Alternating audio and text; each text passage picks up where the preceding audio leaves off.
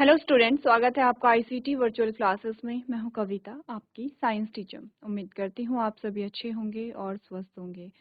Class हम यहां पे डिस्कस कर रहे थे अपना चैप्टर, और चैप्टर का नाम था कंपोनेंट्स ऑफ फूड, यानी कि भोजन के घटक। तो रिवीजन हमारा चल रहा है और यहाँ पर हम क्वेश्चन आंसर डिस्कस कर रहे हैं। तो आइए चलते हैं स्मार्ट बोर्ड की तरफ और अपने क्वेश्चन स्टार्ट करते हैं। तो पहले आप यहाँ पर देख लेंगे आपके पास कौन कौन से क्वेश्चन आए हैं। ठीक है, तो हमारे पास सबसे पहले इससे पहले भी हमने क्वेश्चंस डिस्कस किए हैं। पहले भी हमारे पास क्वेश्चन आए थे जो आपने डिस्कस यहाँ पे किए थे। तो हमने बात की है यहाँ पर हमारे आंखों के लिए कौन सा विटामिन इम्पॉर्टेंट है। तो आपका आंसर आया था विटामिन ए। ठीक है, अगर विटामिन ए की कमी हो जाती है तो रतौंधी नामक रोग हो जाता है आंखों में। आगे बढ़ो। नेक्स्ट आता है कि शरीर की वृद्धि व टूट फूट की मरम्मत के लिए आवश्यक पोषक तत्व कौन है। हमने कहा प्रोटीन है, जो यहाँ पे ग्रोथ के लिए और रिपेयर के लिए यहाँ पे रिस्पॉन्सिबल होता है। चलो, अगला जो क्वेश्चन हमारे पास आया था दैट इज स्कर्वी रोग किस विटामिन की कमी से होता है। तो हमारे पास आंसर आया था विटामिन सी की कमी से स्कर्वी रोग होता है। इस रोग में मसूड़ों से खून आता है। विटामिन सी जो हम पाया जाता है वो खट्टे फलों में पाया जाता है। आगे बढ़ते हैं। हमने आगे नेक्स्ट जो क्वेश्चन हमारे पास आया था वो था आयरन की कमी से होने वाला जो रोग है वो कौन सा है। तो हमारा आंसर आया था एनीमिया, जिसमें खून की कमी हो जाती है। और आयरन की कमी में क्या होता है, यहाँ पर जो हीमोग्लोबिन है वो कम होने लगता है, क्योंकि हीमोग्लोबिन जो है वो आपके ब्लड का पार्ट है, आपके ब्लड में पाया जाता है, इसीलिए एनीमिया नामक रोग हो जाता है। वहीं स्कर्वी का जो क्वेश्चन है हमने सॉल्व किया था। स्कर्वी जो है वो मसूड़ों से रिलेटेड प्रॉब्लम है जो कि विटामिन सी की कमी से होती है। आगे बढ़ते हैं। हमारे पास क्वेश्चन आता है कि संतुलित आहार का अर्थ है। क्या अर्थ है संतुलित आहार का, ये बताओ पहले। तो ऑप्शन है बहुत अधिक खाना, दूसरा है केवल फल खाना, तीसरा है ऐसा भोजन जिसमें सभी पोषक तत्व उचित मात्रा में शामिल हों, और ऑप्शन नंबर 4 है केवल दाल खाना। तो देखो, अगर आपको ध्यान होगा तो हमने संतुलित आहार की परिभाषा की थी कि संतुलित आहार या बैलेंस डाइट किसे कहते हैं। संतुलित आहार का मतलब होता है कि जिसमें संतुलन बना रहे। अब संतुलन से क्या मतलब है कि हम बहुत ज़्यादा खाना खा रहे हैं। तो देखो, आपने देखा होगा जब हम बहुत ज़्यादा खाना खाते हैं तो ओबेसिटी हो जाती है, मोटापे के शिकार हो जाते हैं, लोग मोटे हो जाते हैं जब बहुत आवश्यकता से अधिक खाते हैं, बहुत ज़्यादा खाते हैं। दूसरा ऑप्शन है केवल फल खाना। अच्छा, दूसरे कुछ ऐसे लोग हैं कि जो जैसे फल ही खा रहे हैं, वो बाकी फल के अलावा कुछ भी चीज़ें नहीं खाते हैं। तो आप देखेंगे कि वो जो लोग हैं वो आपको दुबले पतले दिखेंगे, कमजोर से आपको दिखेंगे। ऐसा नहीं लगेगा उन्हें देखे कि वो हेल्दी हैं, क्योंकि सिर्फ फल खा रहे हैं। ऑप्शन नंबर 3 कहते हैं ऐसा भोजन जिसमें सारे ही पोषक तत्व उचित मात्रा में शामिल हों, ऐसा भोजन संतुलित आहार है। या फोर्थ कहता है कि केवल दाल जो है उसको खाना चाहिए, वही संतुलित आहार है। ठीक है, तो देखो, ये एक जनरल क्वेश्चन भी आपका आता है, जिससे आप अपने जो जनरल इंफॉर्मेशन होती हैं, सामान्य जानकारियां जो हमें मिलती है या जो आपके डेली रूटीन है, उससे भी आप इसका आंसर कर सकते हैं। तो ये क्वेश्चन आपके लिए होमवर्क में आपको दिया गया था, आपने इसे सॉल्व किया होगा। ठीक है, नहीं किया है तो अभी सॉल्व कीजिए, जल्दी से देखिए इस क्वेश्चन का आंसर क्या होगा। सबसे पहले तो संतुलित आहार को समझो। संतुलित आहार किसे कहते हैं, जिसमें संतुलन हो। संतुलन का मतलब है कि देखो, हमें क्या, सिर्फ हमें यहाँ पे देखो, अगर हम फल की बात करें तो फल में हमें क्या मिलते हैं, विटामिन मिलते हैं। ठीक है, मेनली हमें जो है वो विटामिन यहाँ पे मिलते हैं। अगर हम बात करें सिर्फ दाल की, तो आपने कहा दाल में मुख्य रूप से आपको क्या मिलती है, प्रोटीन मिलती है। ठीक है, मुख्य रूप से कह रहे हैं।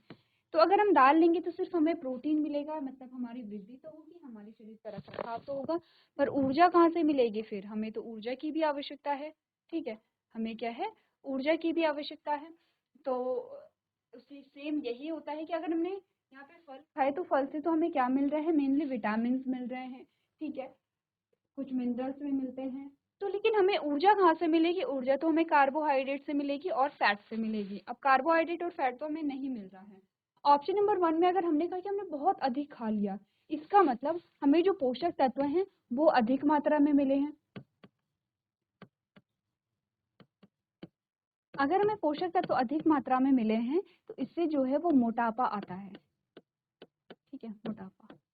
तो आप हेल्दी पर्सन किसको कहते हैं, कोई बहुत मोटा व्यक्ति है या फिर कोई ऐसा व्यक्ति है जो बहुत पतला होगा, या कोई ऐसा व्यक्ति है जो सामान्य है, ना मोटा है ना पतला है, हेल्दी है, रोग मुक्त है और रोग नहीं लगते हैं, तो आप ऐसे ही पर्सन को, जिसमें के रोग नहीं लगते हैं, ऐसे पर्सन को आप क्या कहेंगे, हेल्दी पर्सन कहेंगे। ठीक है, तो हमने कहा हमें फिर कैसा भोजन करना है कि जिसमें सारे पोषक तत्व हों। अब सारे पोषक तत्वों में हमने क्या क्या पोषक तत्व पढ़े हैं, हमने बात की है कि जिसमें कार्बोहाइड्रेट भी हो, ठीक है, जिससे हमें क्या मिलेगी, ऊर्जा मिलेगी। तो हमको चाहिए कार्बोहाइड्रेट, हमको चाहिए प्रोटीन, हमको चाहिए वसा यानी कि फैट, हमको चाहिए विटामिन, ठीक है, हमको चाहिए खनिज। ये सारी चीजें हमें चाहिए, हमको सब सब चाहिए। ठीक है, अब हमने कहा कि ऐसा नहीं है कि ये जो पोषक तत्व हैं इनको हम बहुत अधिक मात्रा में ग्रहण कर लें। हमने कहा इनकी जो मात्रा है वो उचित मात्रा होनी चाहिए। उचित मात्रा से मतलब है कि आवश्यकता से कम ना हो,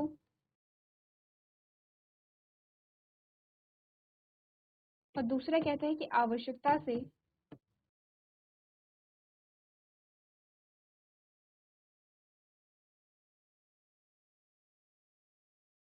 अधिक ना हो। तो क्या हमारा ऑप्शन सही आएगा? ऑप्शन नंबर थर्ड जो है वो हमारा करेक्ट आंसर है कि ऐसा भोजन जिसमें सारे ही पोषक तत्व शामिल हों और उचित मात्रा में शामिल हों, उसको हम क्या कहेंगे, यहाँ पे संतुलित आहार कहेंगे। चलिए, अच्छा यहाँ तक के क्वेश्चन क्लियर हो गए हैं, तो अब हम यहाँ पे डिस्कस करेंगे सत्य और असत्य यानी कि ट्रू एंड फॉल्स। तो अभी तक हम एमसीक्यूज डिस्कस कर रहे थे, अब हम बात कहेंगे यहाँ पे सही कथनों पर सही का निशान लगाएं और जो गलत होगा उस पर गलत का निशान आपको लगाना है, या सत्य असत्य भी हम कहते हैं। तो हमने कहा सत्य जो होगा, जो सही होगा, उस पे आप करेक्ट का निशान लगाएंगे, और जो गलत होगा यहाँ पे उस पे आप क्या करेंगे, क्रॉस का निशान लगाएंगे। ठीक है, चलो स्टेटमेंट देखें। तो मैं स्टेटमेंट पहले लिख दे रही हूँ और आपको सारी स्टेटमेंट साथ में यहाँ पर देखनी है। तो पहली जो स्टेटमेंट हमारे पास आती है वो आपको पहले अच्छे से समझनी है, पढ़नी है। तो स्टेटमेंट है केवल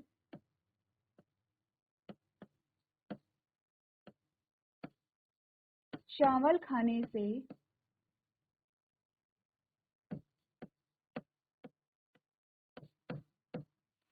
केवल चावल खाने से ही हम अपने शरीर की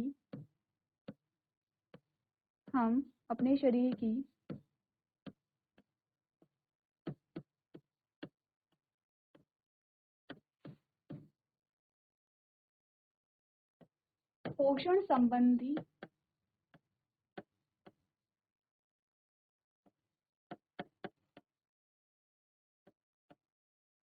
आवश्यकताओं को पूरा कर सकते हैं।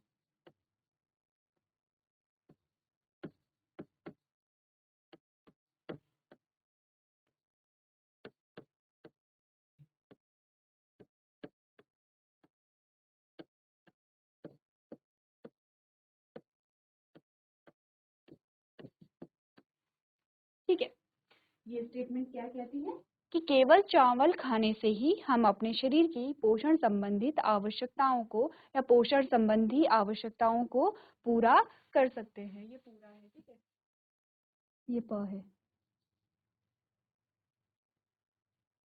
ठीक है, पहली स्टेटमेंट ये है।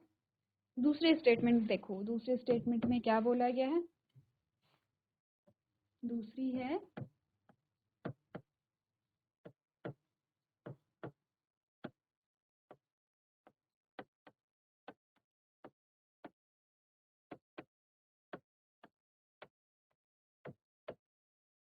संतुलित आहार खाने से पोषक तत्वों की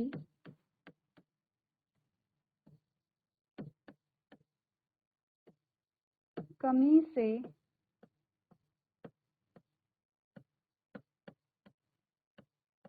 होने वाले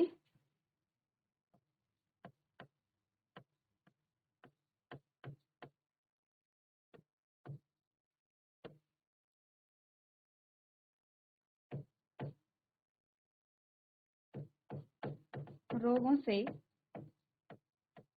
बचाव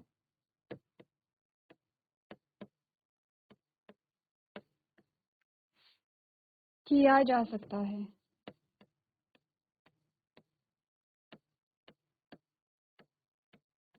ठीक है, दूसरी स्टेटमेंट क्या कहती है कि संतुलित आहार खाने से पोषक तत्वों की कमी से होने वाले जो रोग हैं उनसे बचाव किया जा सकता है।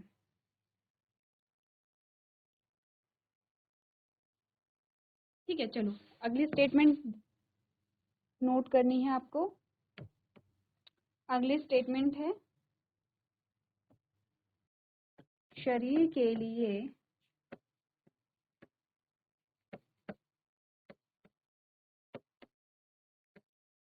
संतुलित आहार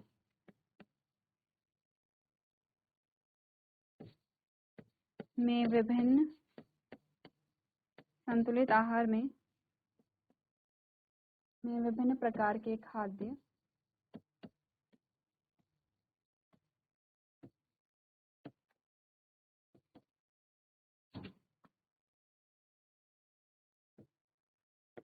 पदार्थ शामिल होने चाहिए।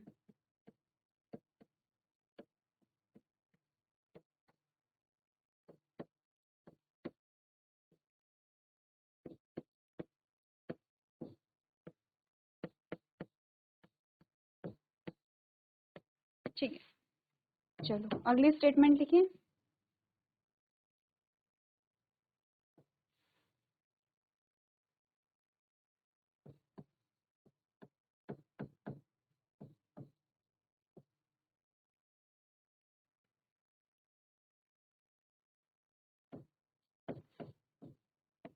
विटामिन ऊर्जा का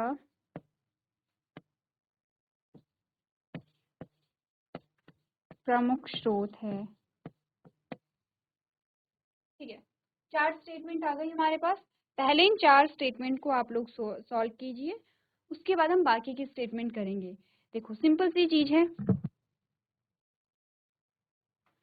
क्या करना है, स्टेटमेंट पढ़नी है और आपकी सही स्टेटमेंट पे सही का निशान लगाना है। जो सही या सत्य होगा उस पे सही का निशान लगाओगे, जो गलत होगा उस पे क्रॉस का निशान लगाओगे।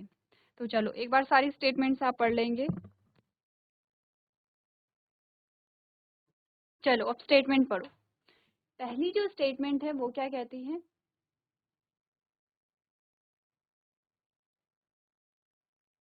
पहली स्टेटमेंट कहती है कि केवल चावल खाने से हम शरीर के पोषण संबंधित सारी आवश्यकताओं को पूरा कर सकते हैं। मतलब ये कह रहा है कि चावल खाने से ही सारे पोषक तत्व हमें मिल जाएंगे, हमारा पोषण जो है वो पूरा हो जाएगा। लेकिन हमें पता है कि चावल से हमें मुख्य रूप से क्या मिलता है, कार्बोहाइड्रेट ही मिलता है। तो कार्बोहाइड्रेट से हमें ऊर्जा मिल पाएगी, लेकिन आपने कहा हमें प्रोटीन नहीं मिलेगा, हमें वसा नहीं मिलेगी, हमें विटामिन नहीं मिलेंगे, हमें खनिज नहीं मिलेंगे। तो सिर्फ चावल खाने से ही पोषण संबंधित आवश्यकताएं पूरी नहीं हो सकती हैं। ये स्टेटमेंट जो है ये क्या होगा, गलत होगा। ठीक है, ये हमारी जो स्टेटमेंट आती है वो क्या आती है, गलत आती है। दूसरा दूसरा कहते हैं कि संतुलित आहार खाने से, अगर हम संतुलित आहार खाते हैं तो पोषक तत्वों की कमी से जो रोग होते हैं उनसे हम बच सकते हैं। मतलब कि पोषक तत्व की कमी से कोई रोग हो रहा है और हमने संतुलित आहार खाना शुरू कर दिया है। जब हमने संतुलित आहार खाया तो सारे ही पोषक तत्व हमें मिल जाएंगे, क्योंकि संतुलित आहार का मतलब ही है कि सारे पोषक तत्व हमें उचित मात्रा में मिल रहे हैं। मतलब पोषक तत्वों की कमी दूर हो जाएगी, और अगर पोषक तत्वों की कमी दूर हो जाएगी तो उनसे होने वाले जो रोग हैं उनसे हम बच जाएंगे। तो ये स्टेटमेंट हमारी बिल्कुल सही है। अब आओ स्टेटमेंट नंबर 3 पे, जो क्या कहती है कि शरीर के लिए संतुलित आहार में विभिन्न प्रकार के खाद्य पदार्थ शामिल होने चाहिए। कि संतुलित आहार जब हम लेते हैं तो उसमें अलग अलग खाद्य पदार्थ शामिल होने चाहिए। जैसे आप दाल भी खा रहे हैं तो आप चावल भी ले रहे हैं, आप घी भी ले रहे हैं, आप फल भी यहाँ पे शामिल कर रहे हैं, सब्जियां भी शामिल कर रहे हैं, सारे ही पोषक तत्वों को आप ले रहे हैं। तो आपने कहा जैसे चावल से आपको कार्बोहाइड्रेट मिलेगा, दाल से आपको प्रोटीन मिलेगा, घी से आपको यहाँ पे वसा मिलेगी, जो अलग अलग प्रकार के फल होंगे, सब्जियां होंगी, उनसे आपको विटामिन मिलेंगे, खनिज मिलेंगे।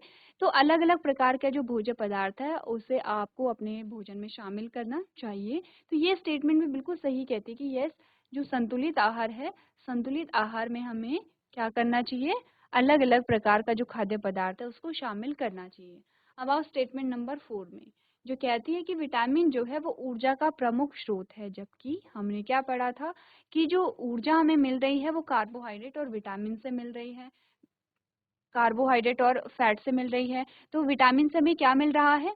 विटामिन आपने कहा कि आपके अंगों के रख रखाव के लिए इम्पॉर्टेंट है।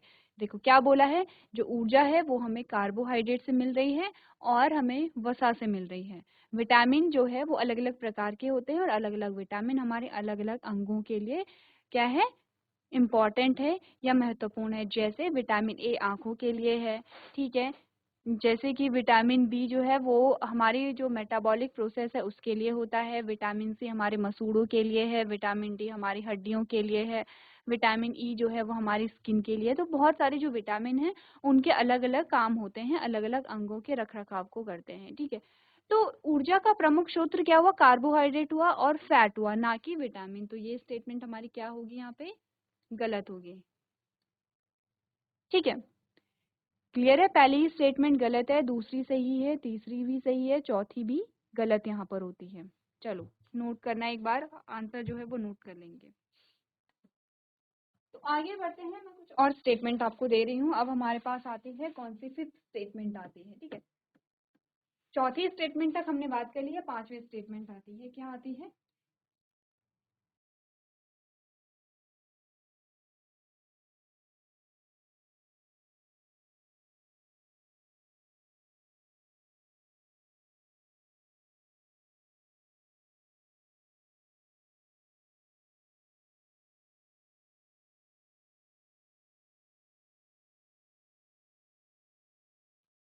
ये स्टेटमेंट कहती है कि रुधिर का थक्का बनाने के लिए क्या है, यहाँ पे विटामिन ए जिम्मेदार है। तो पहले ये समझो रुधिर का थक्का क्या होता है।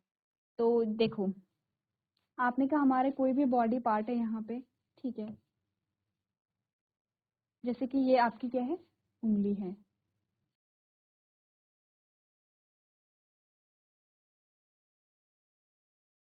अब इस उंगली को मैं थोड़ा सा बड़ा बनाऊं तो ये उंगली कुछ ऐसे बनी होगी, ये ऐसे, ठीक है, ऐसे बनी होगी।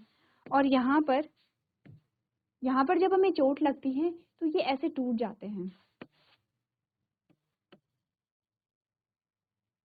ये ऐसे टूट जाते हैं ये, ठीक है। जब ये टूटेगा तो अंदर से ऐसे खून निकलने लगेगा, ये क्या है, आपका ब्लड है, जिसको आप खून या रक्त या रुधिर कहते हैं। ये ब्लड निकलने लगेगा। अब आपने कहा कुछ देर में आप देखते हैं कि ये जो ब्लड है ये निकलना बंद हो जाता है यहाँ पे, ठीक है। तो आपको इसी को क्या कहते हैं, रुधिर का थक्का जमना कहते हैं। यानी कि जो यहाँ पर खून निकल रहा है वो निकलना बंद हो जाता है, और जहाँ पर चोट लगी रहती है आप देखते हैं कि वहाँ पे जो ब्लड है वो जम सा जाता है, ठीक है। उसी को रुधिर का थक्का जमना कहते हैं या ब्लड क्लॉटिंग कहते हैं, कि वहाँ पे जो खून है वो जम सा जाता है जहाँ पे चोट लगी रहती है। तो रुधिर का थक्का बनाने के लिए कौन सा विटामिन जिम्मेदार होता है? ये स्टेटमेंट कहती है कि विटामिन ए जो है वो जिम्मेदार होता है। तो इसका आंसर आपको बताना है ये सत्य है या असत्य है। अगली स्टेटमेंट देखो,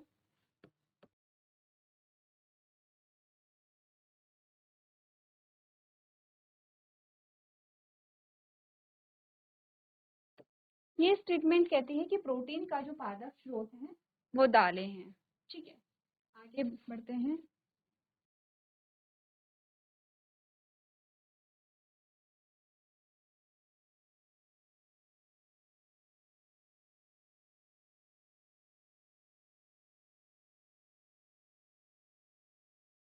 ये कहता है कि जो आयरन है वो हमारे रुधिर के लिए आवश्यक यहाँ पर होता है।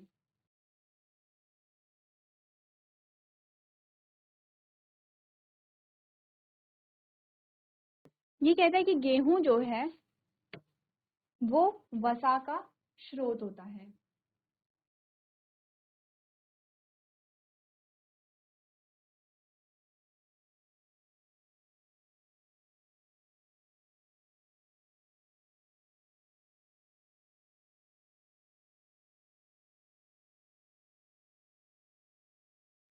ये स्टेटमेंट कहती है कि दूध से हमें क्या मिलता है?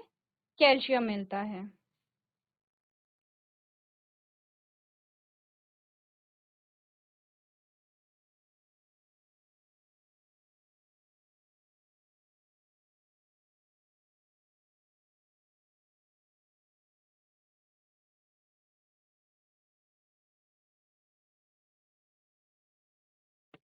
ये कहता है कि विटामिन ए जो है गाजर में जो विटामिन ए पाया जाता है, यानी कि गाजर विटामिन ए का स्रोत है। अगले स्टेटमेंट देखो।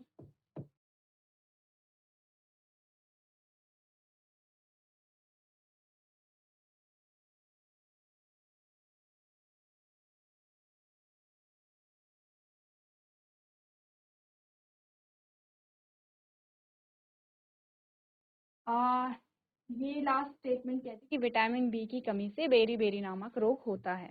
चलो पढ़ो अपनी स्टेटमेंट्स को और यहाँ पर इन्हें सॉल्व करनी है।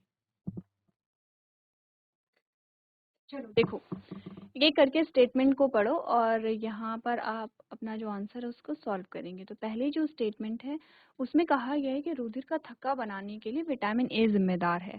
विटामिन ए की जो इम्पोर्टेंस हमने देखी थी वो अपनी आंखों के लिए देखी थी कि विटामिन ए जो है हमारी आंखों के लिए जिम्मेदार होता है, हमारे आंखों को स्वस्थ रखने के लिए जिम्मेदार होता है। अगर विटामिन ए की कमी होती है तो रतौंधी नामक रोग होता है, जिसमें कि अंधेरे में दिखाई नहीं देता है या कम दिखाई देता है।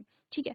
अब रुधिर के थक्का जमाने की बात हो रही है तो विटामिन के उसके लिए हमने इम्पोर्टेंट कहा था, हमने कहा था विटामिन ए का क्या काम है, हमारे शरीर में जहाँ भी चोट लगती है जब खून निकलता है तो रुधिर का थक्का बनाने के लिए जिम्मेदार होता है। इसका मतलब विटामिन ए इसका आंसर नहीं होगा, इसका आंसर क्या होगा, विटामिन के होगा। तो ये हमारी जो स्टेटमेंट है ये क्या होगी, यहाँ पे गलत होगी।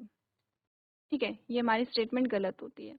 नेक्स्ट है पादप प्रोटीन का पादप स्रोत जो है वो दालें हैं। यस, जो पादप स्रोत है प्रोटीन का वो दाल है। दाल से आपको प्रोटीन मिलता है। दाल आपको कहाँ से मिलती है, किसी पादप से मिलती है। नेक्स्ट है आयरन हमारे रुधिर के लिए आवश्यक होता है। आपने कहा यस, ये जो स्टेटमेंट है ये भी बिल्कुल सही स्टेटमेंट आती है कि आयरन जो है वो हमारे रुधिर के लिए आवश्यक होता है। गेहूं वसा का स्रोत है। हमने कहा नहीं, गेहूं वसा का स्रोत नहीं है। वसा का स्रोत तो क्या है, यहाँ पे वसा का स्रोत जो होता है वो घी है, तेल है। गेहूं तो कार्बोहाइड्रेट का स्रोत है। नेक्स्ट है दूध में हमें कैल्शियम मिलता है। हमने कहा यस, दूध से हमें कैल्शियम मिलता है। नेक्स्ट है गाजर जो है वो विटामिन ए का स्रोत है। हमने कहा ये भी सही है, गाजर विटामिन ए का स्रोत होगा। नेक्स्ट है विटामिन बी की कमी से बेरी-बेरी नामक रोग होता है। ये भी आपकी सही स्टेटमेंट आती है। चलिए, तो आपने सारे ही जो क्वेश्चन है वो नोट भी किए होंगे और इनका जो सही आंसर है वो भी आपने नोट किया होगा। तो आज के सेशन में हम इतना ही करेंगे। अभी तक क्लास में बने रहने के लिए आपका धन्यवाद।